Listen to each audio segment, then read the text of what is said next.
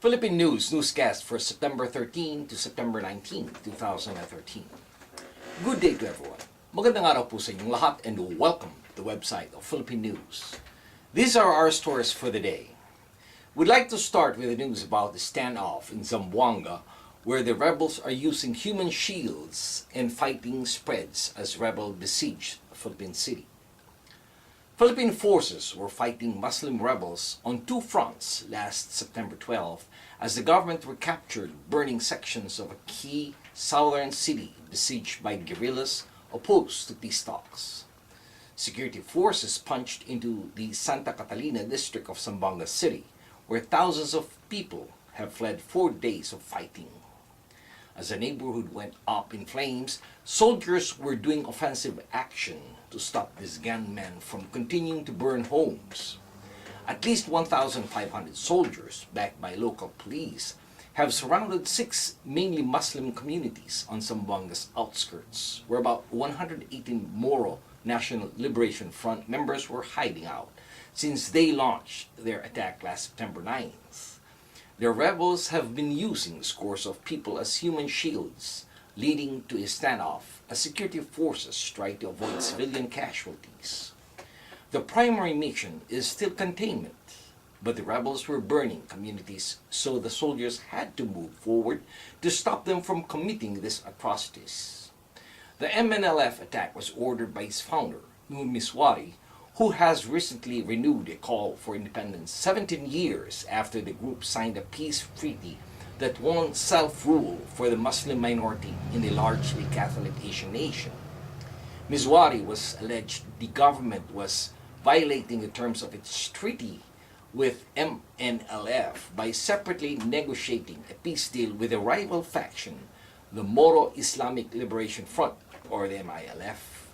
The MILF is in the final stages of peace talks with Manila and is expected to take over an expanded autonomous region in the south by 2016. Next in line is the news about the charges poised against Napoles regarding the 10 billion peso pork barrel scam. President Benigno Aquino said last September 10 that appropriate charges in relation to the alleged misuse of the Priority Development Assistance Fund, more popularly known as PDAF, may be filed against Janet Lim Napoles by Friday, September 13. Aquino said that government prosecutors were studying the evidences, analysis, and possible defenses that can be brought to court in order to have a solid rock case against Napoles. According to the president, the first charges with regards to this issue will be filed not later than Monday. There is a possibility that it can be filed by Friday. The president will be given a briefing on what the lawyers call the theory of the case, as well as the evidence that supports the theory of the case. So, a complete briefing sometime this week, and the commitment is not later than Monday of next week. This time we tackle the news about the sea dispute between the Philippines and China that spurs the recall of the Philippine envoy to China. The Philippines has called home its ambassador to China for consultations, Foreign Department said last week, amid fresh tension in a long-running maritime territorial dispute. Foreign Department spokesman Raul Hernandez announced Ambassador Erlinda Basilio's trip after the Defense Department accused of China of laying 75 concrete blocks on the disputed Scarborough Shoals in the South China Sea. Defense officials have expressed concern that this could be a prelude to building structures at the shoal, 220 kilometers or 135 miles of the main Philippine island of Luzon, and within the Philippine internationally recognized exclusive economic zone. The Philippine Foreign Ministry earlier said President Aquino had called off a planned trip to China last Tuesday for a trade fair after Chinese authorities imposed conditions on his visit. Hernandez said that Manila was still studying whether to lodge a diplomatic protest or consider other options regarding the alleged Chinese activity at the shoal. The Scarborough Shoal is about 650 kilometers from Hainan Island, the nearest major Chinese landmass, but China claims most of the South China Sea, including the waters near the coasts of its neighbors. In January, the Philippine government asked the United Nations Tribunal to rule on the validity of the Chinese claims to most of the sea. China has rejected the move, saying it wants to solve the dispute through bilateral negotiations with concerned parties. And finally, we have the latest news about the two Filipino-American brothers cops arrested as they are accused of smuggling high-powered weapons to the Philippines.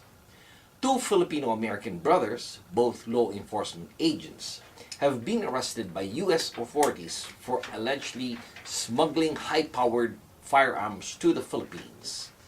Federal prosecutors have alleged U.S. Customs and Border Protection Officer Wilfredo Morales and New York City Police Officer Rex Morales shipped high-powered military-grade assault and sniper rifles, pistols, and other firearms component with the help of third brother Ariel Morales, who lives in the Philippines.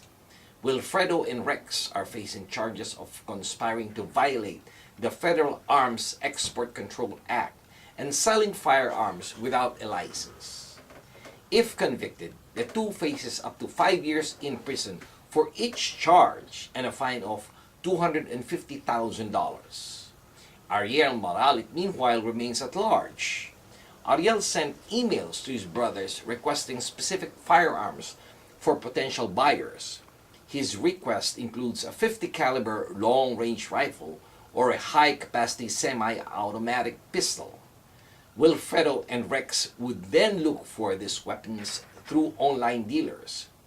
U.S. Attorney Loretta Lynch said that the brothers used their knowledge of the law to break it and engage in an illegal and dangerous business.